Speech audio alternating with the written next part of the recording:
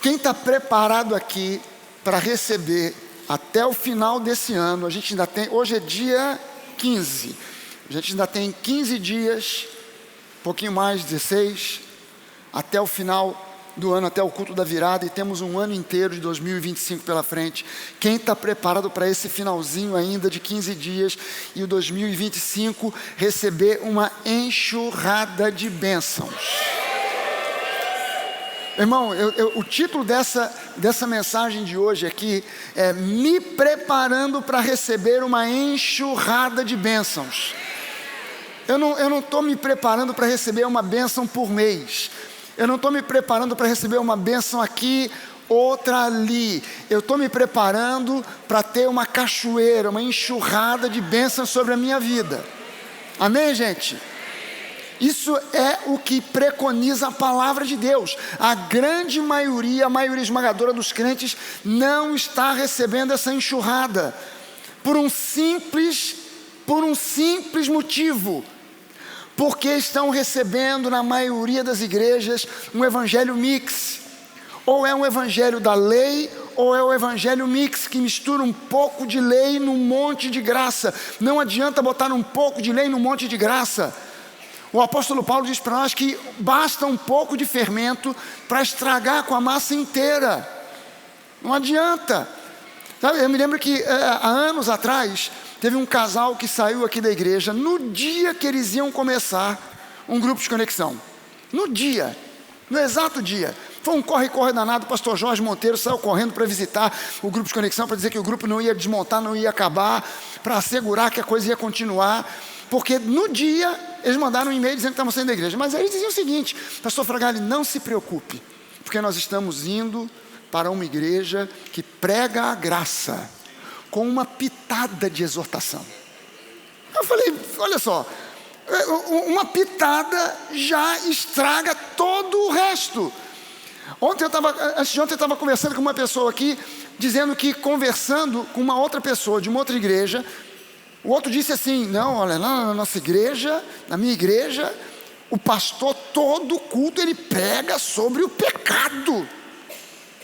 E é pecado para lá, pecado para cá. E ele falou: meu Deus do céu, que coisa mais maluca.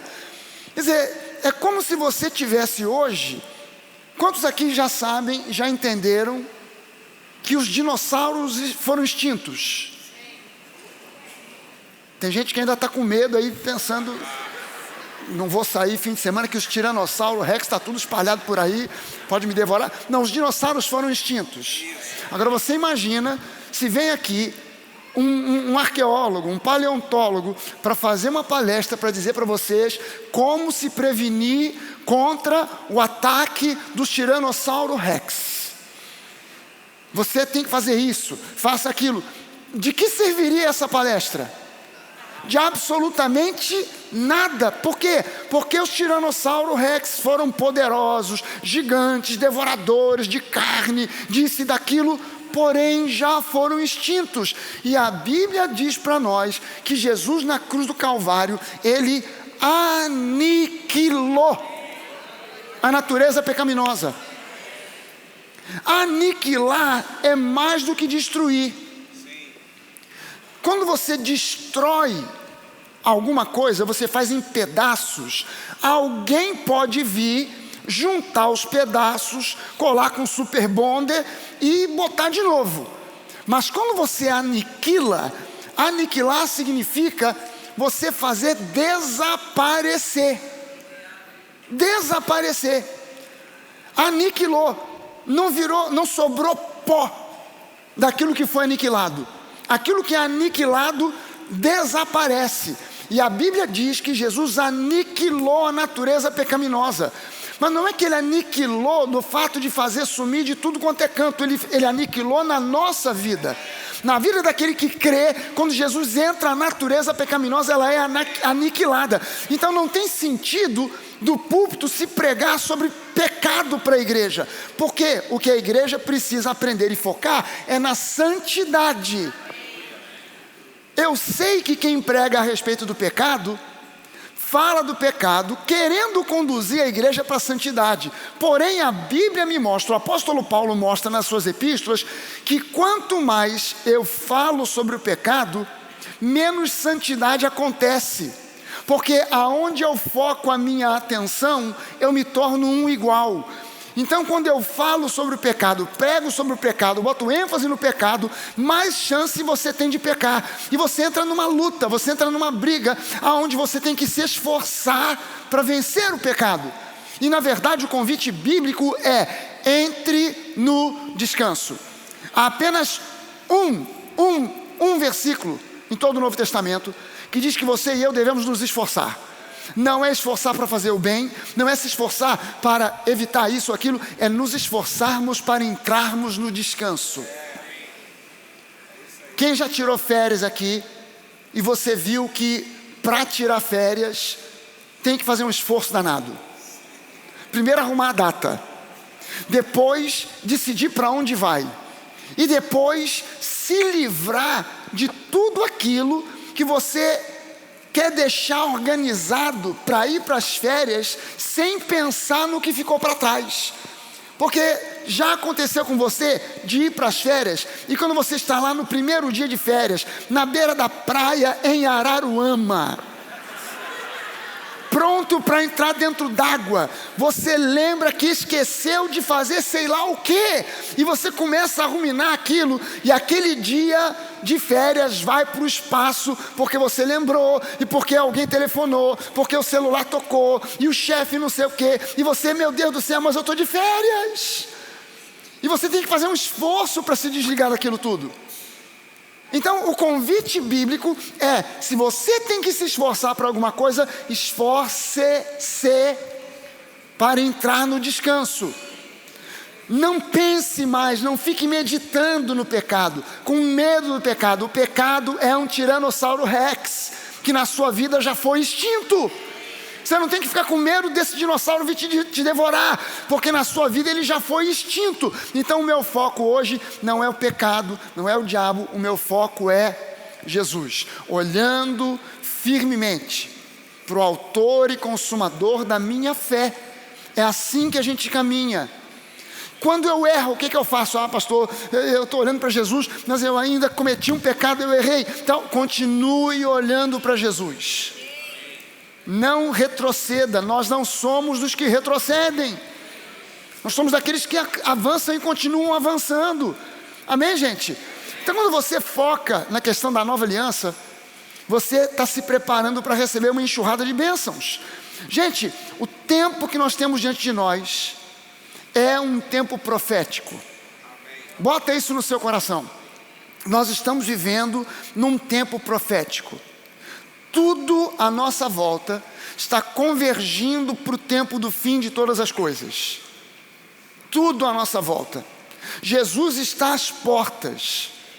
Só que tem muita gente que parece que não entende isso. Não entende o que está acontecendo. Não percebe o que está acontecendo na sociedade, no mundo. Esse é um momento profético para a igreja despertar, para a igreja acordar e buscar esse último e grande avivamento antes da volta de Jesus para julgar as nações. Sabe, é momento da gente se tocar. Nós estamos vivendo num tempo profético. Nós estamos vivendo num tempo onde Jesus está às portas e a igreja pode ser arrebatada a qualquer momento. Entenda bem o seguinte: existem várias profecias bíblicas que falam sobre um tempo específico para a segunda vinda de Jesus. Mas não existe nada na Bíblia dizendo que há um tempo específico para o arrebatamento da igreja. O arrebatamento da igreja, ele pode acontecer a qualquer momento. E tudo o que a Bíblia diz que seria necessário para que isso aconteça, já aconteceu. Então, esse culto pode acabar no céu. Calma, pastor, ainda tem umas contas para pagar. Fica tranquilo que no céu não tem conta para pagar. Se preocupa não. Mas pense e reflita bem nessa realidade. O inferno se mobiliza com violência com força sobre toda a terra. E a igreja não pode ficar passiva diante desse avanço infernal. É tempo de avivamento. Vou repetir isso para você. A igreja não pode ficar passiva diante do avanço do inferno. É tempo de avivamento. Amém, gente? Deus nunca, jamais, em tempo algum, foi afetado pelas crises que o homem, afastado do seu Criador, produziu na história. O mundo vive de crise em crise. Deus nunca foi afetado por nenhuma dessas crises. Jamais, em tempo algum. O reino de Deus, ele é inabalável, ele é indestrutível, e o povo de Deus, quando anda alinhado com a palavra de Deus, quando anda alinhado com a vontade de Deus, que é boa, que é perfeita, que é agradável, que é expressada na sua palavra, quando o povo de Deus anda alinhado com a palavra, apesar das dores, das lutas, dos problemas que possa enfrentar, esse povo sempre é conduzido em triunfo. Basta você conferir o que Paulo fala em 2 Coríntios 2,14. Graças a Deus, que sempre nos conduz em triunfo. Meu irmão, se você está passando por dias de luta, de tribulação, por favor, aponte as suas armas para o lado certo. Não aponte as suas armas para Deus. Ah, Deus, por que você está me fazendo passar por isso? Tanta gente no mundo, e esse raio caiu justo na minha cabeça. Ah, Senhor, o que eu fiz para merecer isso? Aponte as suas armas para o lado correto. Aponte para o inferno. Se você tem um combate a fazer, não é contra Deus. Não acuse Deus daquilo que o diabo faz. Infelizmente, a igreja é treinada para acusar a Deus. A igreja de Jesus Cristo é treinada para acusar Deus daquilo que o diabo faz, com base muitas vezes em falas do Antigo Testamento. Mas eu quero que você se lembre que no Antigo Testamento, na dimensão da Antiga Aliança, as pessoas não tinham uma revelação plena de quem é o diabo. Então, tudo o que acontecia, tanto de bom quanto de ruim, elas atribuíam a Deus. Não foi Deus. O livro de Jó é o exemplo mais claro que você vai encontrar. Jó dizendo, olha, Deus nos deu o bem, a prosperidade, a vida abundante, por que não daria também o mal? Então Deus deu o bem e Deus enviou o mal. Mas quando você começa a ler o livro de Jó, você vê que essa palavra do próprio Jó, ela é oposta àquilo que diz o início do livro, que diz que quem fez aquele estrago todo na vida dele não foi Deus, foi o diabo, foi Satanás. Então, quer dizer, como Jó não tinha um conhecimento, entendimento, uma revelação a respeito do diabo, e ele sabia que Deus é o Senhor de todo o universo, então quem é que deu o bem? Foi Deus, mas quem foi que deu o mal? Também Deus. E essa mentalidade de Jó é o livro mais antigo do Antigo Testamento. Essa mentalidade se perpetuou por quase todo o Antigo Testamento. E as pessoas no Antigo Testamento tinham uma pequena revelação, muito pequena. Quem trouxe uma revelação genuína sobre quem é Satanás foi Jesus. Então Jesus agora em cena, ele entra em cena e ele vem mostrando para nós que o diabo, ele é aquele que vem para roubar, para matar e para destruir, enquanto que Deus, encarnado em Cristo, veio para que nós tenhamos vida e vida em abundância. Então ele está mostrando, gente, para com esse negócio de dizer que Deus te deu o sofrimento, para com esse negócio que Deus está te disciplinando através de uma tribulação, e comece a entender que no momento do sofrimento, da tribulação, você tem que louvar a Deus, engrandecer a Deus, não pelo problema, mas apesar do problema, e você tem que repreender ao diabo. Você não tem que repreender a Deus, criticar a Deus, reclamar com Deus e esquecer que o diabo existe.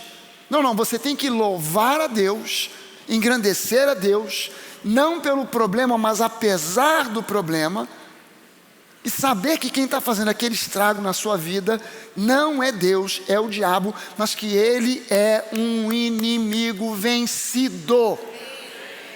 ele é um inimigo vencido. Não fique procurando chifre na cabeça de cavalo, pelo amor de Deus. Não fique olhando para si. O que eu fiz para merecer isso? Tem nada a ver contigo. Não tem nada a ver com você, com o que você fez, faz ou deixou de fazer. Tem a ver com a natureza do diabo, que é mau. Tem a ver com a natureza de Deus, que é bom. Então o diabo, sendo mau, sempre procurará te atacar de alguma forma. No mínimo, com pensamentos errados. No mínimo, são os dardos inflamados que ele lança. Eu não posso ir lá e esganar essa pessoa. É o pensamento do diabo. Eu gostaria demais de poder ir lá e esganar o Jorge Daltro, mas não posso. Então o que eu faço? Eu lanço dardos inflamados, pensamentos. Você não é ninguém, você não vale nada, você não vai conseguir, isso aí não vai dar certo. São as setas que ele vai mandando. Então você tem que se conscientizar de que a tua batalha espiritual genuína, ela acontece aqui, na sua mente. São pensamentos de desânimo, de desistência, de suicídio, de menos-valia, de fracasso. São pensamentos onde você... o diabo não manda pensamentos na terceira pessoa. Ele manda na primeira pessoa. É ele que está falando, mas ele não está dizendo assim, eu estou dizendo que vou te destruir. Ele diz assim, eu, Maurício Fragali, não sou ninguém. A voz é dele, a frase é dele, mas eu penso que se originou em mim, olhando para mim mesmo. Eu não sou ninguém, eu não consigo, não vai dar certo, comigo eu sou o mais azarado do mundo, sempre é comigo, eu sou uma vítima. São pensamentos do inferno. Você tem que trocar esses pensamentos pelos pensamentos de Deus. Trocar esses pensamentos do inferno por pensamentos de Deus.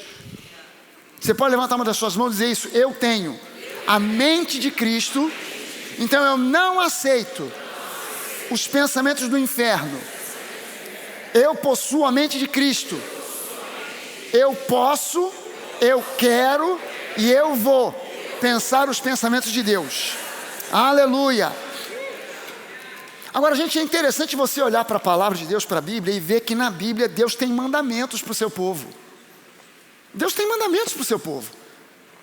Sabe, na lei de Moisés, na antiga aliança, na lei de Moisés, aquela lei era constituída de 613 mandamentos. Essa lei, ela caducou. Ela caducou. Deus hoje está lidando conosco numa outra base, que não é mais a base da antiga aliança. A antiga aliança caducou. A nova aliança não é uma continuidade da antiga. A nova aliança é nova porque é nova. A velha ficou para trás. Agora temos uma nova aliança. Não é uma antiga aliança renovada. É uma nova aliança que substitui a antiga, que se coloca no lugar da antiga. A antiga caducou. Com o advento da nova aliança, a antiga aliança foi abolida, e o grande mandamento que nós temos para a nova aliança, você vai ver isso nos evangelhos, Jesus falando, mas isso está de uma maneira muito clara e definida em 1 João no capítulo 3. E aí, eu vou ler o versículo 23, mas vou ler junto com o versículo 21 e 22, para você ter uma noção clara do contexto. Então aqui em 1 João 3, versículo 21, começando no 21, o apóstolo João diz assim: amados, se o coração não nos acusar, nós temos confiança diante de Deus. Então aqui você já vê João falando de uma estratégia que o inferno tenta lançar, que é roubar do seu coração, do seu espírito, confiança. Lançando o quê? A acusação e condenação. Mas ele diz, se o coração não nos acusar, se no nosso espírito não houver acusação, nós temos confiança diante de Deus. Versículo 22 diz assim: e aquilo que pedimos, dele nós recebemos, porque nós guardamos os seus mandamentos e fazemos diante dele o que lhe é agradável.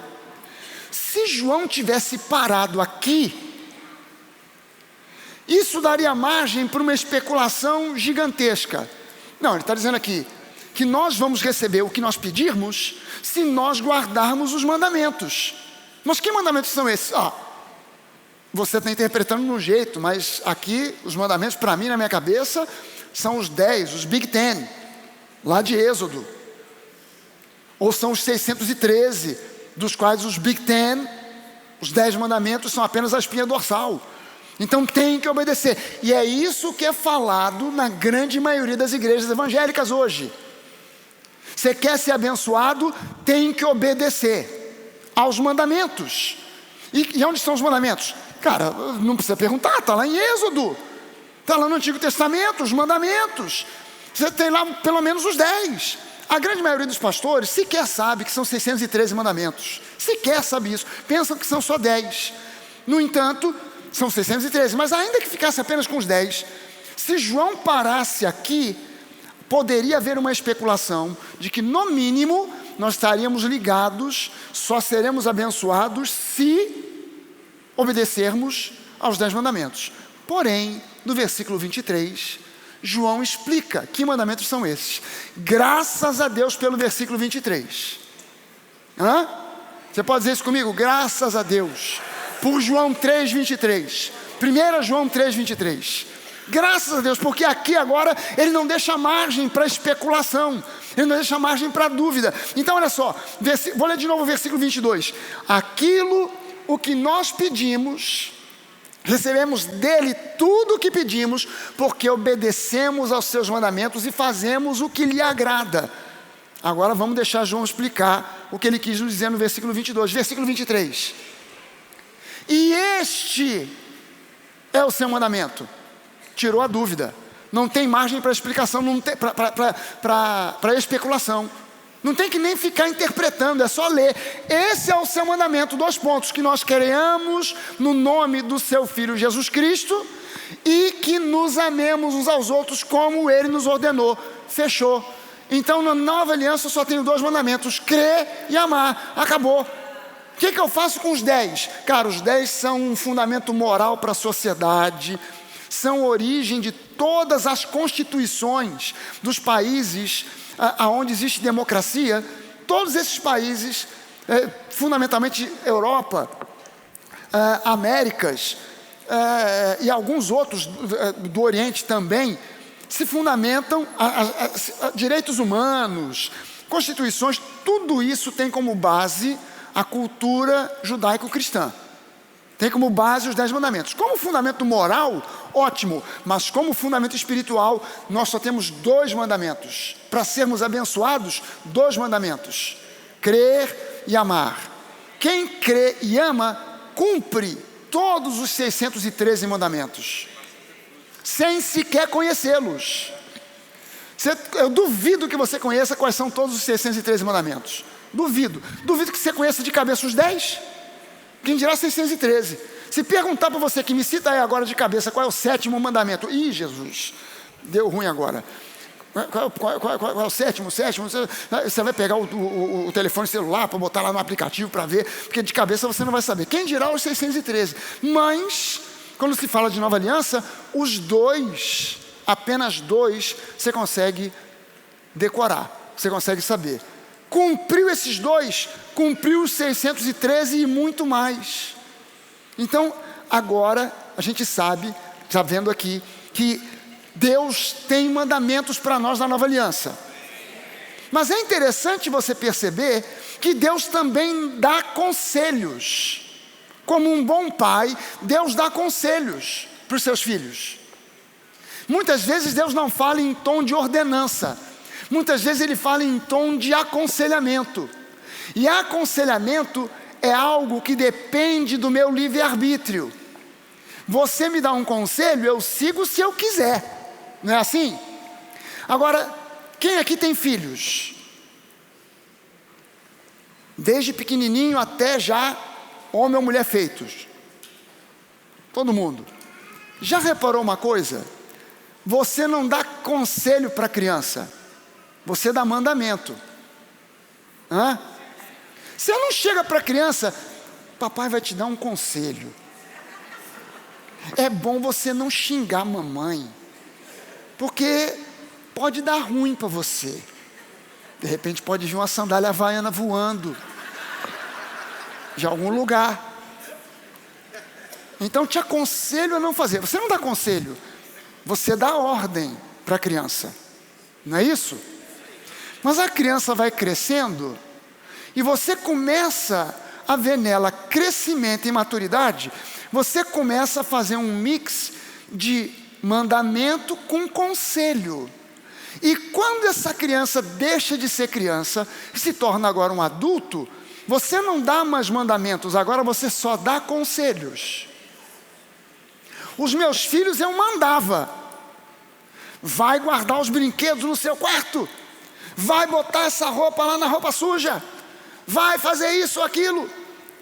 Agora que todos eles estão casados, a mulher feita, 2 homens feitos, casados, com filhos e tudo, eu dou um conselho: olha, eu acho que você devia fazer assim, ou devia fazer assado. E eles seguem se eles quiserem. Tem que exercitar livre-arbítrio. Ou seja, mandamento é para crianças, conselho é para adultos.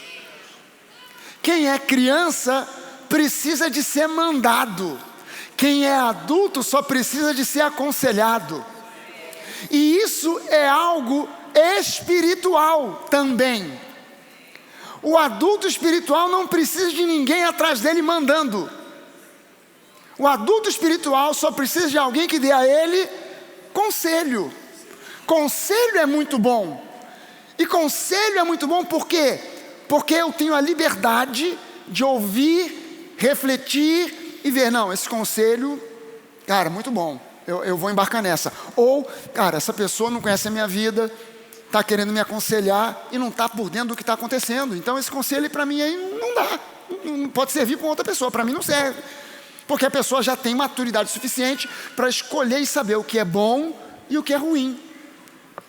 Amém, gente? Como é que funciona a coisa na maioria das igrejas? As pessoas recebem mandamentos e ordenanças. Como é que funciona na nova? Você recebe conselho. Você segue se você quiser.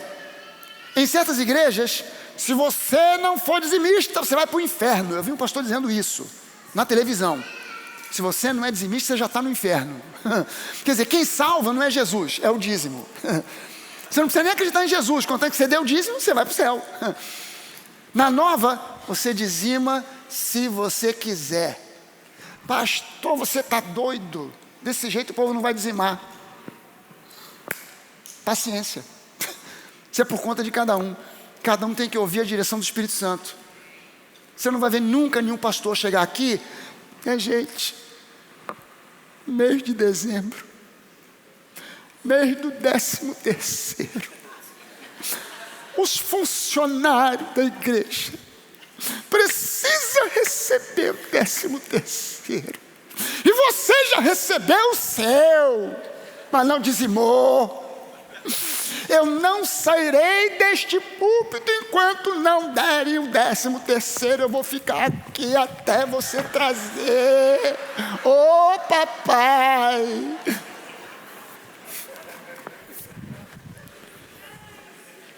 Aí a pessoa, no constrangimento, ela até finge que deu. Já vi muito envelope de oferta vazio. A pessoa bota lá no baldinho. Aleluia. Já vi envelope de oferta com promessa: prometo daqui a tanto tempo dar R$100. Tá no crédito.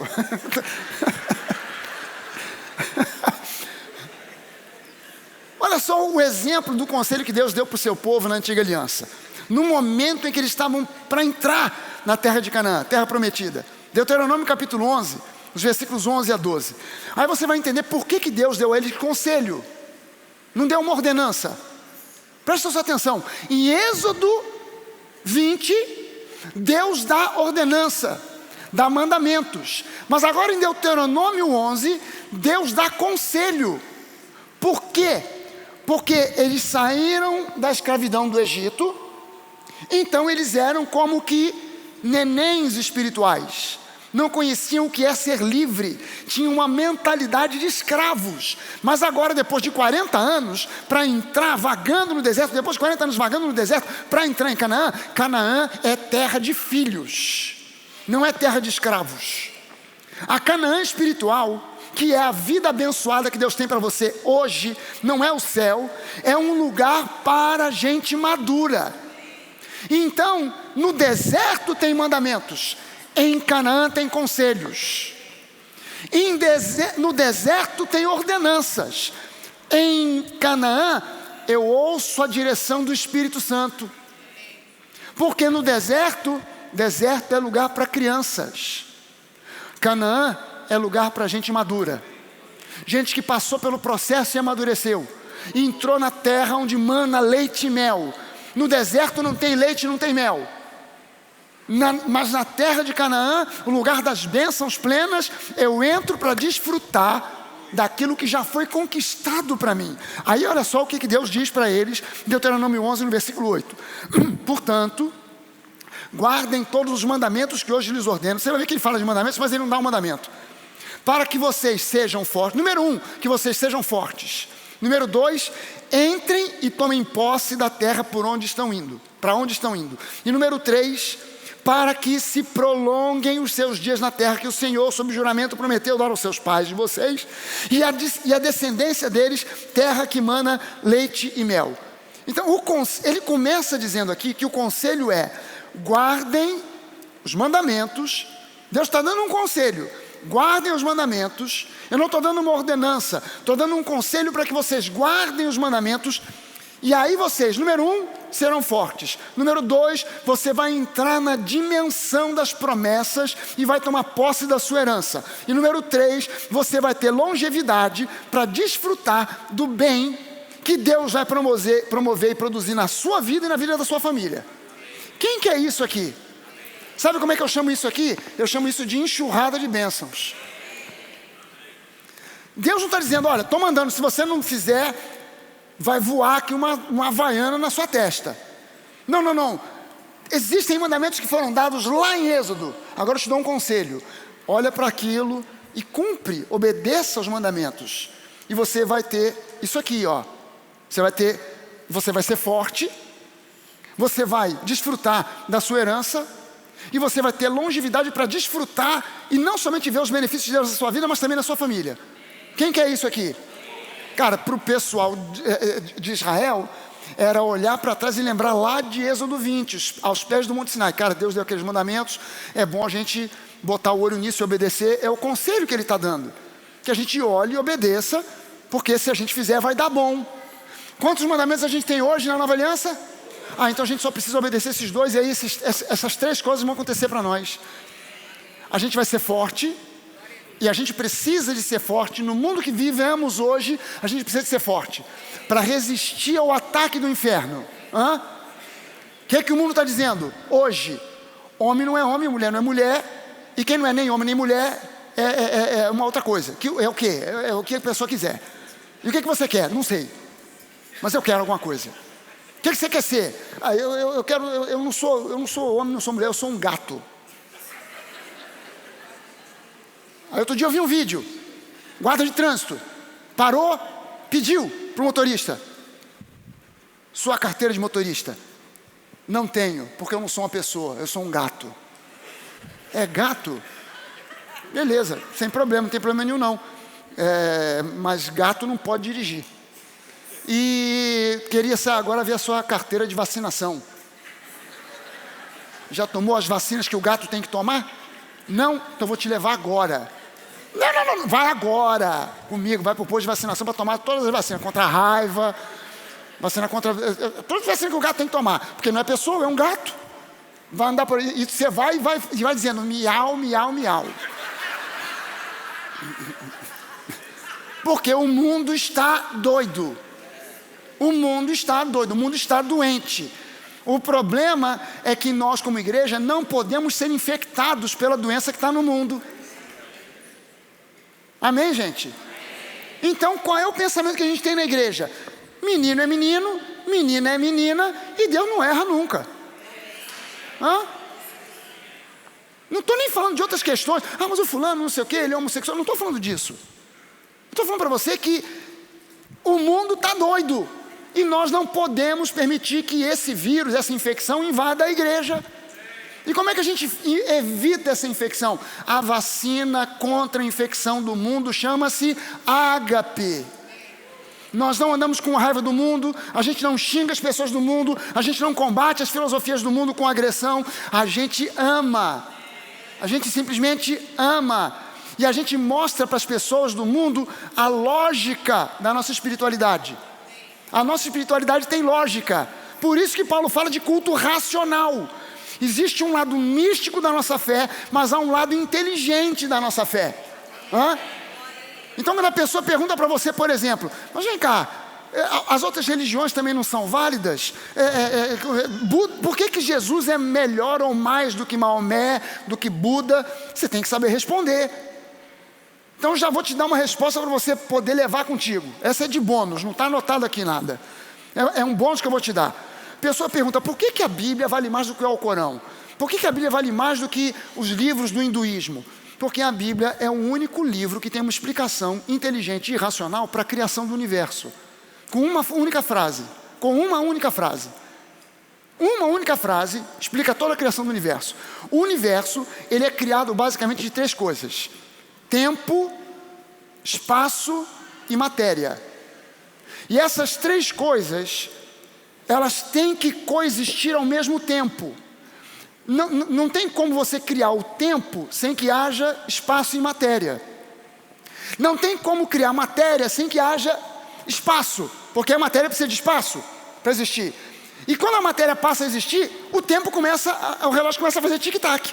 Então são 3 coisas que existem simultaneamente. Com uma frase, na Bíblia Deus explica a criação do universo. Não é uma explicação científica, mas ele diz o seguinte: no princípio fala de tempo. Criou Deus o céu. Céu fala de espaço. O céu e a terra. Terra fala de matéria. Qualquer outro livro espiritual diz que havia lá uma espécie de um plasma, que não sei o quê. Mas peraí, quem criou o plasma? Que virou para lá, virou para cá, remexeu, botou uma colher de pau, mexeu e virou o universo.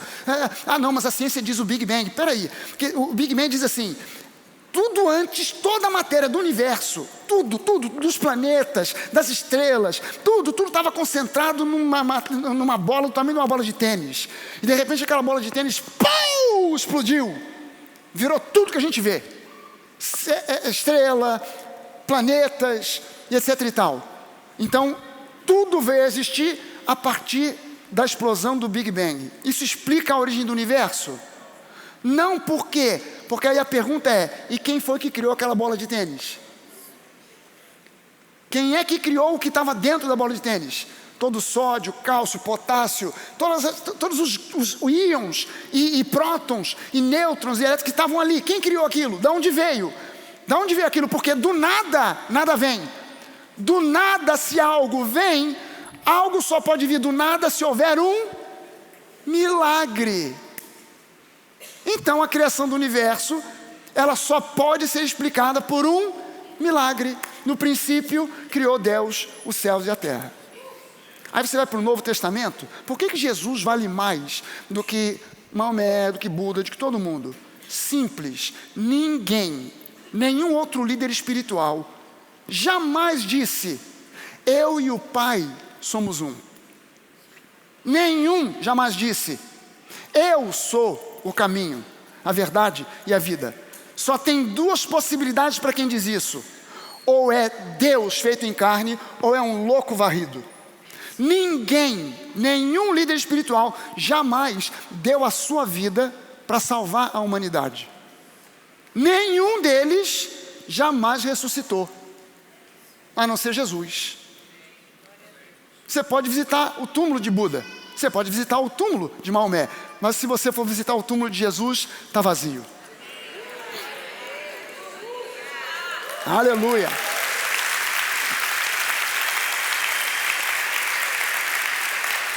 E o túmulo está lá em Israel. Você vai lá e entra lá dentro.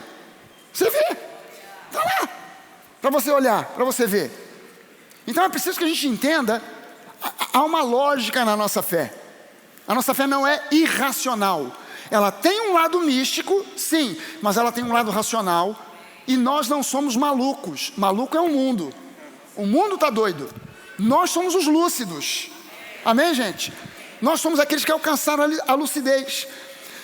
Quando o texto de Deuteronômio continua, ele diz agora no versículo 10 assim, a gente leu o versículo 8 e o 9, agora ele diz no versículo 10 assim: porque a terra da qual vocês tomarão posse não é como a terra do Egito, de onde vocês saíram, em que vocês semeavam as suas sementes e depois tinham de regar com o pé, com esforço, como se a plantação fosse uma horta, fazendo um esforço danado para amaciar a terra. Mas a terra da qual vocês tomarão posse é terra de montes e vales. O Egito é uma terra plana, agora Canaã é terra de montes e vales, que bebe a água da chuva dos céus. É terra da qual o Senhor, o seu Deus, cuida. Os olhos do Senhor, Deus de vocês, estarão sobre ela continuamente, desde o princípio até o fim do ano. Do princípio ao fim. E a promessa de Jesus é: eis que eu estou com vocês até a consumação dos séculos. Até o fim do mundo eu estou com vocês. Então, do que esse texto mostra para nós simbolicamente, tipologicamente? O que esse texto mostra para nós? Deus quer derramar sobre nós chuvas de bênçãos. A terra que você está morando hoje é a Canaã espiritual, aonde não é mais um lugar de esforço, é um lugar de vales, é um lugar de prados, é um lugar de pastagens, é um lugar da onde você não se esforça para regar nada, mas a chuva do céu vem trazendo bênçãos, para que você tenha uma colheita contínua e constante. Amém, gente? Essa é a vontade boa, perfeita e agradável de Deus para mim e para você. Aleluia! O resumo do que está sendo dito nesses versículos é: siga os conselhos de Deus e você vai entrar, você vai sair da dimensão da vida de escravo e vai viver a dimensão da vida do descanso, na condição de herdeiro, herdeiro de todas as promessas. Você pode levantar suas mãos e dar graças a Deus, dizer: Senhor, eu te dou graças porque eu já saí da escravidão, eu sou herdeiro, co-herdeiro com Cristo. As tuas bênçãos foram prometidas e elas já me pertencem, são a minha herança. Aleluia! Aleluia! Gente, você olha para o Antigo Testamento e vai ver que em muitas ocasiões Israel deixou de desfrutar dessas promessas justamente porque não deu ouvidos aos conselhos de Deus. Então se desviava para lá, se desviava para cá, aí vinha escravidão, vinha seca, vinha fome, vinha guerra, vinha derrota. Nós não fomos chamados para andar em derrota. Nós não fomos chamados para andar no deserto. Nós fomos chamados para entrar em Canaã e desfrutar das bênçãos que Ele conquistou para nós na cruz do Calvário. Gente, no natural o mundo parece que está ficando cada vez mais sombrio, cada vez mais em trevas. Nós estamos vendo mais e mais os sinais dos fins dos tempos, como pragas, doenças, fome, recessão, guerras, desastres. Tudo isso foi profetizado por Jesus. Você lê Mateus 24, lê Lucas 21, tudo Jesus já deixou. Cara, isso não é que isso nunca deixou de existir, mas vai se intensificando. Vai se intensificando. Com o advento da internet, hoje a gente fica sabendo agora em tempo real a fome que está acontecendo em algum país da África, a guerra que está acontecendo lá na Ucrânia. A gente fica sabendo na hora se caiu uma bomba, se alguém morreu, a gente fica sabendo na hora. E a gente vê que isso vai numa progressão, se intensificando. O mundo está entrando num tempo de intensificação de coisas terríveis. Mas Deus proverá para o seu povo e cuidará desse povo até o fim, conforme Ele mesmo prometeu. Aleluia! Gente, nesse mundo que jaz no maligno, o que nós vemos é uma evolução em direção às trevas. Mas em compensação, a promessa de Deus para nós, somos o seu povo, é uma evolução em direção à luz. Olha o que diz Isaías 60. Isaías 60, versículos 1 e 2. Levante-se, resplandeça, levante-se e resplandeça, porque já vem a sua luz e a glória do Senhor está raiando sobre você. Gente, o sol raiando é um progresso. Não é um sol que está se pondo, é um sol que está surgindo, que está subindo, que está indo para iluminar cada vez mais, porque eis que as trevas cobrem a terra, as trevas cobrem o mundo, e a escuridão envolve os povos, mas sobre você, povo de Deus, sobre você aparece resplandecente o Senhor, e a sua glória já está brilhando sobre você. Isso é promessa de Deus para nós. Aleluia. Provérbios 4:19 diz lá: o caminho dos ímpios é como a escuridão, eles nem sequer sabem no que tropeçam. Sabe aquela história do sujeito que vai no escuro, de repente não dá para ver? O caminho dos ímpios é isso.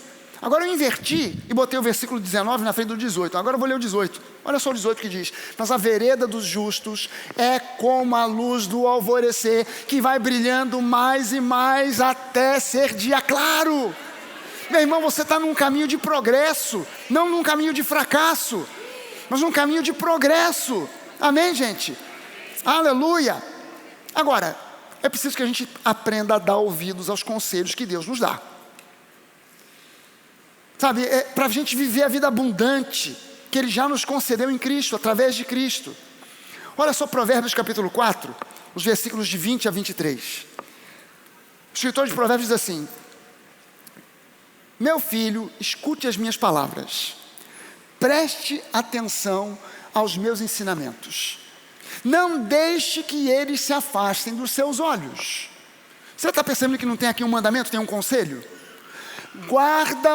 Guarde-os no mais íntimo do seu coração, porque eles são vida para quem os encontra e saúde para todo o seu corpo.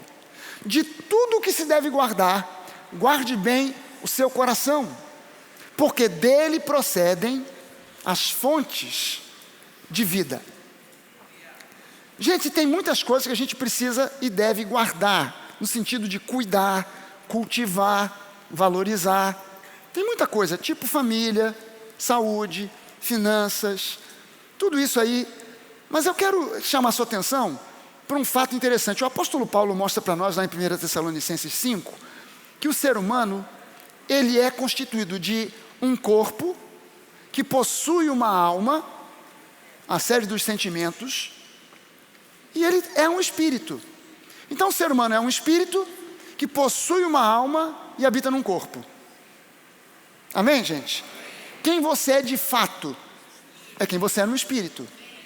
O corpo é só uma casca, é só uma morada temporária para esse espírito, que é de Deus, veio de Deus e vai voltar para Deus. E possui uma alma, que é a série dos sentimentos. Então Paulo, em 1 Tessalonicenses 5, 23, ele fala sobre o espírito, a alma e o corpo. O ser humano não é corpo e alma. O ser humano é espírito, alma e corpo. Nessa ordem: espírito, alma e corpo. Agora, cada uma dessas áreas que constituem o ser humano precisa ser cuidada, precisa ser nutrida, precisa às vezes até ser tratada. Então eu quero falar para você rapidinho aqui de 3 áreas aonde a gente precisa observar cuidados. Primeira delas, cuidado com o seu corpo. Cuidado com o seu corpo, com a sua saúde. Eu fico impressionado que às vezes o pessoal nas igrejas desvaloriza a questão do corpo e não fala nada sobre saúde. E gente, é preciso que você entenda que o que você come e o que você faz uma diferença gigantesca na sua saúde. E tem que cuidar do corpo. Por que você tem que cuidar do corpo? Porque esse corpício aí é o único que você tem. Você pode até fazer plástica, mas trocar de corpo não dá. Não dá para você dizer assim: vou fazer um transplante do meu cérebro para um outro corpo que está melhor do que o meu, está num shape melhor. Então agora eu sou anestesiado, como o Maurício Fragali, e quando eu acordo é o Schwarzenegger. Não dá. O máximo que eu posso fazer é cuidar desse corpo que eu tenho para tentar virar o Schwarzenegger. Mas o Schwarzenegger eu nunca vou ser. Por quê? Porque ele é ele, eu sou eu. E você é você. Isso aí é uma filosofia profunda. Ele é ele, eu sou eu, você é você. Cada um é cada um. Gente, presta sua atenção numa coisa. Se você ingerir açúcar, você vai morrer? Não. Mas Coma açúcar em excesso todo dia e você vai morrer. Você pensa eu vejo assim, tem gente, às vezes eu vejo isso nas praças de alimentação do shopping. O pessoal não toma café com açúcar, ele come açúcar com um pingo de café. Bota só o café assim, mistura aquele negócio, fica aquela papa, né, de açúcar. Essa pessoa, ela vai morrer. Não estou profetizando, estou afirmando, ela vai morrer. Em breve, porque vai dar ruim. O pâncreas dela vai se esgotar, vai dar diabetes, vai dar obesidade, vai dar tudo quanto é ruim. Ou seja, você vai ingerindo certas coisas que não... Tem uma lista de coisas, gente, que você deveria evitar. Tipo, açúcar em excesso. Então, pelo amor de Deus, você não consegue evitar refrigerante? Pelo menos toma aquela Coca Zero, né? Não, eu quero a Coca tudo. Aquela da tampinha vermelha. Não quero aquela da tampinha preta, não. Vai dar ruim para você. Vai dar ruim para você. Ah, mas o gosto é diferente. Você acostuma. Você se acostuma. Aqueles embutidos. Salsicha. Ô benção. Ô benção. Eu adoro cachorro quente, gente. Mas eu comer aqui e já pode preparar o banheiro para mim, porque é para lá que eu vou. Dá ruim. Salsicha. Tem um tal, eu não sei se você ainda come esse negócio. Mas quando eu era criança eu lembro que tinha um tal de apresuntado. Isso ainda existe? Meu Deus. Uma lata assim, né? Você abre aquele troço, tem aquela maçaroca ali dentro. Apresuntado. Antigamente, não sei se ainda tinha, mas tinha um negócio que ia rodando, né? Parecia uma chave que você ia rodando. Abria aquele negócio, saia primeiro uma água.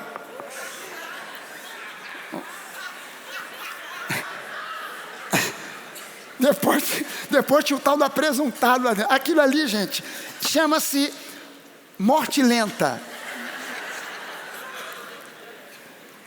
Quantos já viram na praia? Na praia. Óleo natural. Sanduíche natural. Peito de peru. Peito de peru é o maior veneno. Aquele troço ali, até tem peito de peru. Mas tem uma montoeira de outras coisas que o cara bota na máquina de moer. Aí você pensa que aquilo ali é uma fatia do peito de peru. Não é. É uma fatia de um apresuntado. Botou ali, tem sódio pra caramba. Vai te ajudar demais na sua pressão. A sua pressão vai subir, que é uma maravilha. Depois para descer é um perrengue danado. Queijo processado. Fuja disso. Pastor, o queijo que eu mais gosto é o cheddar. Esse queijo, ele é, na verdade, água misturada com uma anilina, com um gosto de queijo e plástico. Aí você come aquele negócio pensando que é queijo. Aquilo não é queijo. Aquilo vai te matar. Eu gosto de uma fatiazinha de cheddar, todo dia de manhã, no café da manhã.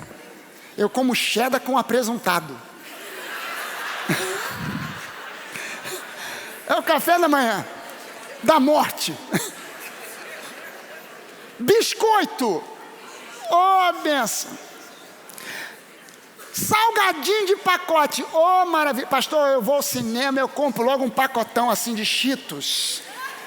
E vou só durante a sessão botando aquilo para dentro. Com um copão assim de coca tudo. Meu Deus do céu. Aquilo ali tem um nome, chama-se infarto completo. Suco de caixinha.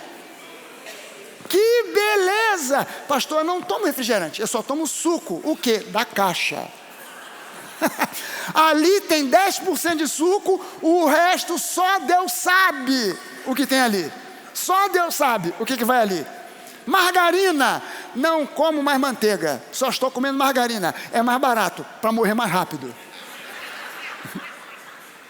Aí você tem que investir em comer fruta, verdura, legume. Pastor, eu não suporto brócolis, é bom você começar a gostar. Tomar chá, café ajuda, café é bom, claro, em pouca quantidade. Você vai tomar 2 litros de café por dia, você vai morrer. Seu coração vai ter um dia que ele vai dizer assim: não te aguento mais, tchau, pum, parei. Sabe, esses leites alternativos, leite de coco, leite de amêndoa, é muito melhor que leite de vaca. Principalmente, e leite de vaca, se você tomar, por favor, compre o sem lactose. Que lactose, eu vou te contar uma coisa, ou coisa para dar alergia. A maioria do pessoal hoje em dia tem intolerância à lactose. Eu sou um. Tomou leite aqui, deu prisão de ventre? Me dá um copo de leite. Com lactose. Efeito imediato. Uma maravilha. Uma maravilha. Você tem que pensar nessas coisas. Pastor, mas esses leites de coco é mais caro. Pois é, mas para morrer também é caro para caramba. Sabia que para morrer é caro? Morrer é caro. Morrer tem que comprar uma cova. Tem que comprar um caixão. E essa rabiola de foguete fica para a tua família, não fica para você. Então trata de viver, por favor. A atividade física, gente, é fundamental. Não seja atleta de fim de semana. Pastor, eu corro. Quanto você corre? Eu corro 10 quilômetros todo sábado. Só sábado. Sábado eu corro 10. Na outra semana eu não corro nada. Você vai infartar. No meio do caminho vai dar um ruim. Você vai ter um piripaque. Sabe que piripaque é coisa de brasileiro, né? Não existe em lugar nenhum do mundo. O que ele teve? Ele teve um troço, teve um piripaque. Só existe no Brasil. E o pior de todos, se for assim, grave, aí é uma ziquezira.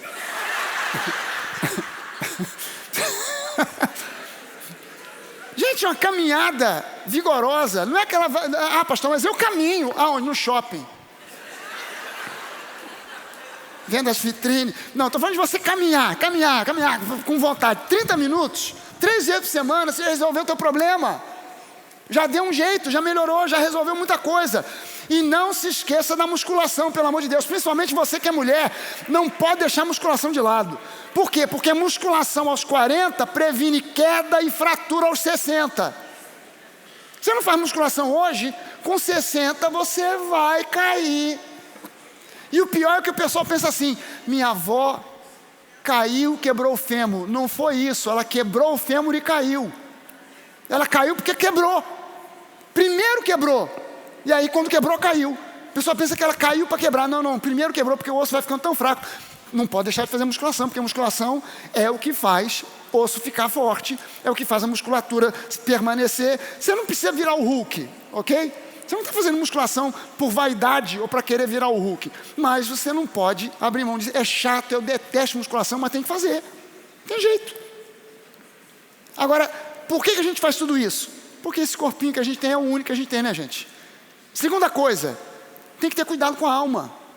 Tem que cuidar da alma. Eu conheço um monte de gente que tem um corpo super sarado, mas a alma está num miserê, numa desgraça danada. A pessoa tem depressão, angústia, pânico, medo de tudo, uma confusão danada. A pessoa é paranoica, cheia de problema na cabeça. Do corpo ela está bem, mas na alma ela está lascada, está enrolada, é neurótica, é psicótica, é cheia de problema, é uma pessoa difícil. Quem conhece uma pessoa sarada, porém difícil? Meu Deus do céu. Por fora é linda. Aí o camarada vê na academia: essa gata que eu quero pegar. Linda, linda, linda, toda sarada. Olha lá o colchão da garota. Meu Deus do céu. Olha só, olha as costas, que musculatura, que maravilha. Você começa... Posso dividir o aparelho com você? Está na minha série também. Começa a entabular aquela conversa. Aí depois aí você consegue conquistar a garota. Você conquistou. Depois que conquistou, aí que você vai ver qual é o drama.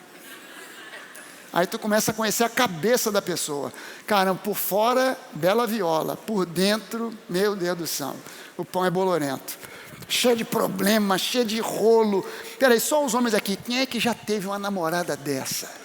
Não levanta a mão, não levanta a mão. Pode dar ruim para você, tua mulher, namorada, noiva está do lado aí, vai dar ruim. Ou pode ser ela. Então já nem levanta a mão. Tem que ter cuidado com a alma, gente. O que é alimento para a alma? Bom livro, bons livros. Crente tem que ler. Crente tem que ler. Crente tem que ser leitor. Bons filmes. Você assistir um bom filme, boa música, boa música. Boa música. Boa música. Cuidado com as duplas que andam por aí. Boa música. Bons espetáculos de teatro. Cursos que vão elevar sua cultura. Hoje tem curso pra caramba na internet. Não fique parado no tempo. Vai aprender uma língua nova. Faz um curso aí qualquer. Curso de tricô, de crochê, não importa. Vai fazer um curso para elevar a tua cultura. Porque isso tudo é alimento para a tua alma. E livre-se do estresse, pelo amor de Deus. Se livre do estresse, descanse, viaje, não abra mão de tempo de férias, não viva pendurado no celular, passeie com a família, saia de vez em quando para passear sozinho, para caminhar na praia, para meditar, para pensar, para refletir. Respire, respire. Tem gente que não sabe respirar. Você fala para a pessoa, parece um cachorrinho. Respira, calma, inspira, expira, cuida da alma. E por fim, cuida do teu espírito. Cuida do espírito. Cuide do seu espírito, cuidados com o espírito. Qual é o cuidado, qual é o tratamento, qual é o alimento adequado para o espírito? Só existe um, chama-se a palavra de Deus. Não tem outro, não tem outro. Sabe, o conselho de Deus, que implica no uso do livre-arbítrio, é que antes de tudo, acima de tudo, nós guardemos, cuidemos do nosso coração, do nosso espírito, do nosso interior. Cuidar do coração. Se a gente fizer uma analogia com o físico, sabe, a gente vai entender que tem muita coisa que a gente pode comer, são coisas comestíveis, mas que não são saudáveis, e que algumas delas podem até matar. No espírito é a mesma coisa. As pessoas, em geral, acham que procurar uma religião é cuidar do espírito. Muitas estão procurando uma nova espiritualidade por aí, em religiões alternativas. Estão procurando religiões alternativas. Tudo isso a curto e médio prazo pode trazer alívio para a alma, mas não vai poder jamais alimentar o espírito. Sabe, você pode frequentar um lugar que ela tem uma luz roxa, uma pirâmide. Você fica lá sentado numa cadeira debaixo da luz roxa, debaixo da pirâmide. Estou sentindo um alívio tão grande. Pois é, mas o teu espírito não está sendo alimentado. Você está alimentando sua alma. É só coisa da mente, é só coisa, eu estou impressionado que tem uma luz azul e tal, não sei o quê, eu fico aqui, toco uma musiquinha de fundo, debaixo da pirâmide, poxa, que energia e tal. Aquilo ali está sendo alívio só para a alma. Tudo isso a curto e médio prazo pode trazer alívio para a alma, mas não pode alimentar o teu espírito. Por quê? Porque o único alimento adequado para o espírito humano é a palavra de Deus. Não tem outro. Sabe, no seu físico você não foi criado para comer capim. Da mesma forma, no seu espírito você não foi criado para se alimentar de qualquer outra coisa que não seja a palavra de Deus. E quando a gente fala de palavra de Deus, a gente está falando de hoje nos alimentarmos da nova aliança. Temos gente que se alimenta da nova aliança. Conselho de Deus não foi uma ordem, portanto é para gente madura. O conselho de Deus foi de tudo, ou sobre tudo, acima de tudo que você deve guardar, que você deve cuidar. Guarde, cuide bem do seu coração, porque dele, do seu espírito, do seu coração, procedem as fontes da vida. Sabe que tem muita coisa que a gente deve guardar, que a gente deve cuidar, que a gente deve preservar, que a gente tem que cultivar, tipo a nossa saúde física, emocional, nossa família, o casamento, os seus negócios, suas finanças, tudo isso tem que ser cuidado, tudo isso tem que ser cultivado. Porém, antes de tudo isso, você tem que cuidar do seu espírito, acima de tudo, porque se você cuidar do seu espírito, todo o resto vai funcionar. Mas se no seu espírito houver confusão, vai haver confusão na sua alma, vai haver confusão no seu corpo, vai haver confusão à sua volta. Tudo começa no seu espírito. Sabe aquele aviso que você vê quando você viaja de avião, antes do avião decolar? Em caso de necessidade, cairão máscaras de oxigênio. Primeiro coloque a máscara em você, para depois colocar na pessoa que está do seu lado, se ela precisar de uma criança, uma pessoa idosa, uma pessoa meio enrolada, primeiro coloque em você. Então, o que ele está falando? Você tem família, casamento, finanças, tudo isso para cuidar. Mas antes, coloque primeiro a máscara em você. Primeiro coloque a máscara em você. Eu sei que muita gente às vezes cuida tanto da família que não cuida de si. E no final das contas, impressionantemente, dá ruim. Como é que pode? Eu batalhei tanto pela minha família, fiz tanto pela minha família, trabalhei feito um condenado para prover para a minha família, e acabou dando divórcio, acabou que não conheço direito os meus filhos, acabou que estou em conflito com o filho mais velho, com o filho mais novo. Peraí, Deus não criou a família para isso? A família não pode ser fonte de guerra, a família tem que ser fonte de unidade, de união, de harmonia. Mas às vezes na boa intenção, não, eu preciso cuidar, então para cuidar eu tenho que trabalhar e tal. Cara, eu até não tenho saído de férias com a família, mas é porque eu estou trabalhando para a família. Eu sei que há períodos na vida que a gente às vezes precisa se dedicar mais a certas coisas, mas você não pode se esquecer de cuidar do seu espírito jamais em tempo algum. Não importa a fase que você está vivendo. Não importa a fase. Pastor, não estou tendo nem tempo de ir à igreja. Então durante a semana acessa a internet. Ouça aquilo que foi pregado e ministrado no domingo. Mas não deixe de ouvir a palavra. Não deixe de se alimentar da palavra. Saí de férias. Não estou nem no Brasil. Viajei levei as crianças para Disney.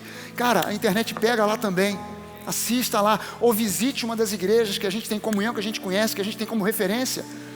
Ela vai visitar lá a igreja do Stephen Furtick, a Elevation. Vai visitar lá a Primeira Batista lá de Orlando, igreja maravilhosa. No mínimo, sabe, para você continuar alimentando o seu espírito. Não abra mão disso. É um conselho que Deus te dá, é um conselho que eu te dou.